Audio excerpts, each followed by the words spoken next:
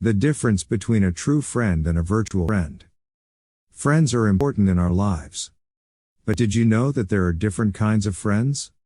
A true friend is someone you know in real life. You can talk to them, play with them, and spend time with them in person.